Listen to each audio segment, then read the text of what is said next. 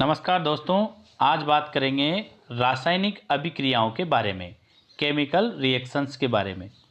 इसमें हम देखेंगे रासायनिक अभिक्रियाएं क्या होती हैं, रासायनिक अभिक्रिया के गुणधर्म कौन कौन से हैं, रासायनिक अभिक्रियाओं के प्रकार कौन कौन से हैं।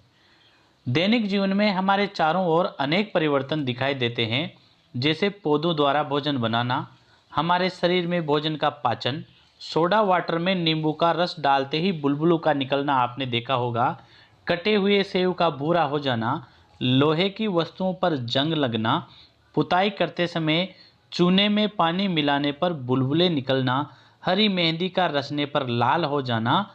ऐसा क्यों होता है? इन सब प्रश्नों के उत्तर हमें इस चैप्टर में मिलने वाले हैं। दोस्तों, इन सब का कारण है ये सब परिवर्तन विभिन्न रासायनिक अभिक्रियाओं के द्वारा संपन्न होते हैं। रासायनिक अभिक्रियाएं क्या है, आइए जानकारी करते हैं।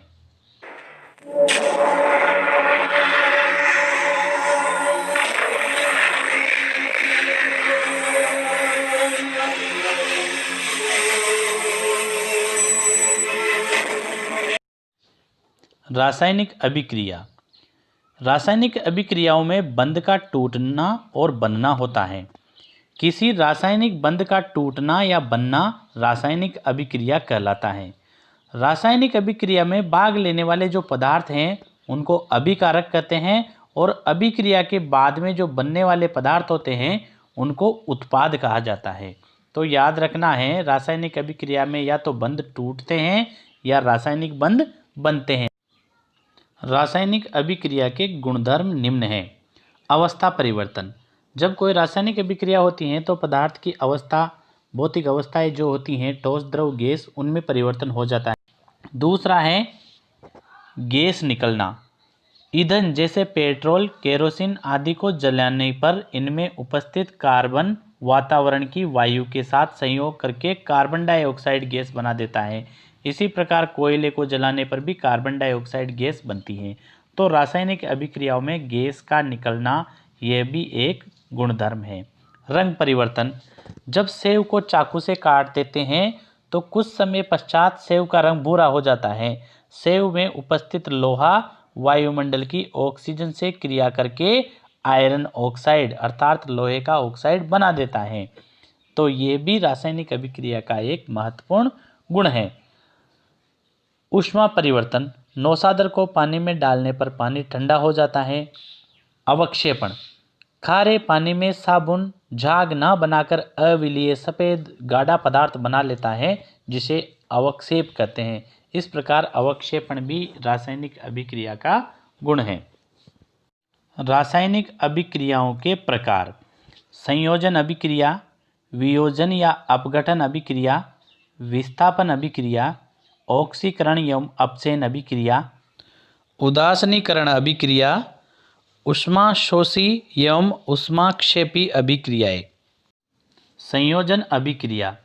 जब दो या दो से अधिक तत्व अथवा यौगिक, जिन्हें क्रियाकारक कहते हैं, संयोग कर नया यौगिक अथवा उत्पाद बनाते हैं, ऐसी अभिक्रिया को संयोजन अभिक्रिया कहते हैं। उदाहरण के लिए लोहे की क्रिया ऑक्सीजन से करवाने पर लोहे का ऑक्साइड बनता है। जब आप ऑक्सीजन से भरे जार के पास लोहे के बुरादे को गर्म करके ले जाओगे तो फूलझड़ी की तरह चिंगारियां छोड़ने लगेगा। यही लोहे का ऑक्साइड है। वियोजन अभिक्रिया। जैसा कि नाम से ही पता है, वियोजन अर्थात टूटना। ऐसी अभिक्रिया जिसमें एक क्रियाकारक टूटकर दो या दो से अधिक क्रियाफल बनाता है, उसे वियोजन या अपघटनीय अभिक्रिया कहते हैं। उदाहरण के लिए जब चूने के पाउडर को गर्म करते हैं तो एक गैस निकलती है, और इस गैस का जब परीक्षण किया जाता है, परीक्षण कैसे किया जाता है कि जब इस गैस को चूने के पानी में से गुजारा जाता है तो उसका रंग दूधिया हो जाता है। जब किसी गैस को चूने के पानी में से गुजारा जाए और उसका रंग दूधिया हो जाए तो इसका मतलब होता है कि वह बनने वाली गैस कार्बन डाइऑक्साइड गैस है। तो अर्थात सोने का जो पाउडर है CaCO3 उसको गर्म करने पर जो गैस बनी वह कार्बन डाइऑक्साइड गैस है और एक पदार्थ बना जिसे बिना बुझा हुआ चूना कहते हैं। उसका रासायनिक नाम है कैल्शियम ऑक्साइड। अब आप समझ गए होंगे कि पुताई करते समय चूने में पानी मिलाने पर बुलबुले निकलने का कारण उसमें बनने वाली कार्बन डाइऑक्साइड गैस है। विस्थापन अभिक्रिया वे अभिक्रिया जिनमें किसी यौगिक के कम क्रियाशील तत्व को अधिक क्रियाशील तत्व विस्थापित कर देता है अर्थात हटा देता है, इन्हें विस्थापन अभिक्रिया कहते हैं। यदि किसी लोहे की कील को तांबे के विलयन में डाल दिया जाए तो लोहे की कील के ऊपर तांबे की परत चढ़ जाती है। क्योंकि लोहा ज़्यादा क्रियाशील है इसलिए तांबे को विस्थापित कर देता है। ऑक्सीकरण अभिक्रिया ऐसी अभिक्रिया हैं जिनमें किसी पदार्थ में ऑक्सीजन का समावेश अर्थात जुड़ना तथा हाइड्रोजन का निष्कासन हो अर्थात हाइड्रोजन निकलती हो, उन्हें ऑक्सीकरण अभिक्रिया कहते हैं। अपचयन अभिक्रिया यह ऑक्सीकरण की उल्टी अभिक्रिया है। इस अभिक्रिया में जिसमें किसी पदार्थ में ऑक्सीजन का निष्कासन तथा हाइड्रोजन का समावेश हो, उन्हें अपचयन अभिक्रिया कहते हैं। रेडॉक्स अभिक्रिया ऐसी अभिक्रिया जिसमें ऑक्सीकरण तथा अपचयन दोनों साथ साथ हो, उन्हें रेडॉक्स अभिक्रिया कहते हैं। उदासीनीकरण अभिक्रिया जब कोई अम्ल व क्षार एक निश्चित मात्रा एवं आयतन में मिलाए जाते हैं तो लवण तथा जल बनते हैं और ऊष्मा निकलती है। ऐसी अभिक्रिया उदासीनीकरण कहलाती हैं। अर्थात अम्ल व क्षार मिलने से उदासीन पदार्थ बनता है जिसे लवण कहते हैं, साथ ही ऊष्मा भी इसमें निष्कासित होती है। ऊष्मा शोषी अभिक्रिया ऐसी अभिक्रिया जिनमें ऊष्मा का अवशोषण होता है, उन्हें ऊष्मा शोषी अभिक्रिया कहते हैं। उदाहरण के लिए जब पानी में कलमी सोरा अर्थात KNO3 डाला जाता है तो यह जल ठंडा हो जाता है, तो यह ऊष्मा शोषी अभिक्रिया का उदाहरण है। ऊष्माक्षेपी अभिक्रिया वे अभिक्रियाएं जिनमें ऊष्मा उत्सर्जित होती हैं, उन्हें ऊष्माक्षेपी अभिक्रियाएं कहते हैं। उदाहरण के लिए सोडियम हाइड्रोक्साइड को पानी में मिलाया जाता है और यदि तापमान नोट किया जाए तो पानी का तापमान बढ़ जाता है। यह ऊष्माक्षेपी अभिक्रिया का उदाहरण है।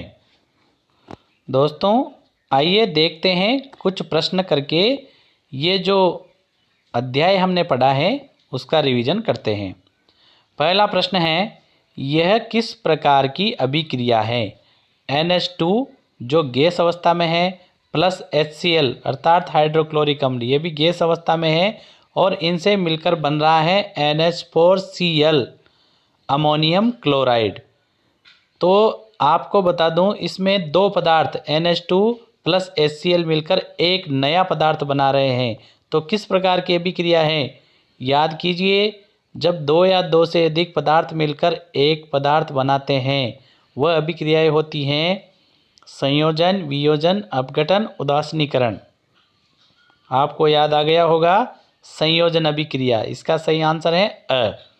प्रश्न नंबर 2, ऑक्सीकरण अभिक्रिया में होता है। आपको पता है ऑक्सीकरण में क्या होता है? वीडियो को वापस जाकर देख सकते हैं। अ ऑक्सीजन का जुड़ना, ब हाइड्रोजन का जुड़ना, स ऑक्सीजन का अलग होना, द इलेक्ट्रॉन का ग्रहण करना। तो इसका सही उत्तर है ऑक्सीजन का जुड़ना। इसके अलावा यदि ये होता कि ऑक्सीजन का जुड़ना के साथ साथ हाइड्रोजन का निकलना होता तो भी सही होता, लेकिन यहाँ हाइड्रोजन का जुड़ना है तो ये उत्तर नहीं है, सही उत्तर है अ। तीसरा प्रश्न है, अम्ल नीले लिटमस को करता है।